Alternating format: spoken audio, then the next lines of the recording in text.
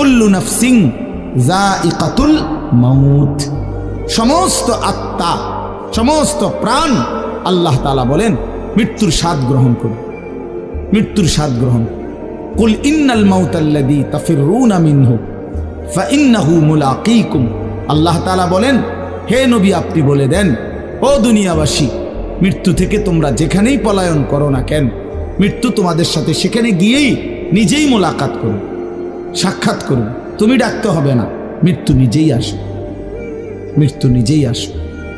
আইনামা তাকুনু ইউদরিকুমুল মাউতু ওয়ালাউ কুনতুম ফি বুরুজিম মুশাইয়াদা, আল্লাহ বলে তুমি যদি এমন একটা বিল্ডিং বানাও, ঘর বানাও, যে ঘরটা অনেক উঁচা, যে ঘরটার উপর দিয়া কেউ ভিতরে ঢুকতে পারবে না, যে ঘরটার মধ্যে একটা ছিদ্র নাই, একদম আটকানো, তো এরকম একটা ছিদ্রবিহীন সুউচ্চ ঘরও যদি তুমি বানিয়ে তার ভেতরেও তুমি আশ্রয় নাও, তো ইউদরিকুমুল মাউতু, মৃত্যু তোমার সেখানেই পৌঁছবে,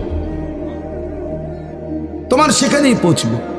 প্রিয় ভাই আমার, বন্ধু আমার, নওজোয়ান সাথীরা আমার, মৃত্যু এক অনিবার্য বাস্তবতা, চিরন্তন বাস্তবতা, এটা গ্রহণ করতেই হবে।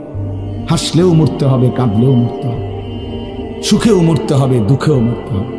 রাজপ্রাসাদ আর অট্টালিকার মানুষটাও মরে যাবে, জীর্ণ কুটিরে যে লোক থাকে, হ্যাঁ, সেই লোকটাকেও মরতে হবে।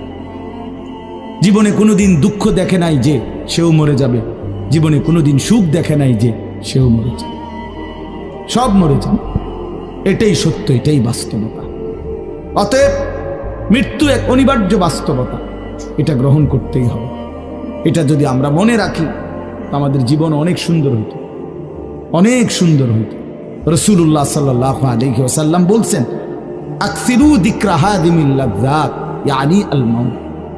আল্লাহর নবী বলেন, আমার উম্মত তোমরা বেশি বেশি ওই জিনিসটা স্মরণ করো যে জিনিস তোমাদের সমস্ত স্বাদ, আনন্দ, আহ্লাদ চিরতরে মিটাই দিবে, তোমারে চিরস্তব্ধ করে দিবে। জলজ্জান্ত মানুষটা আমাদের সামনে হাঁটতো, চলতো, উঠতো, বসতো, ঘুরতো, ফিরতো, হ্যাঁ, সেই মানুষটা মনে করেন আমার চোখের সামনে নাই, তার লাশ আমার সামনে, আহা সেই লোকটা স্তব্ধ।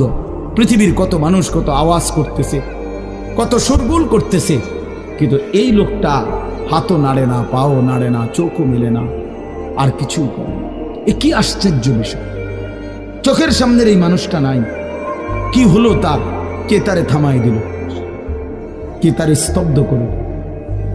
এ তো আমার মতো ঘুরতো, ফিরতো, হাঁটতো,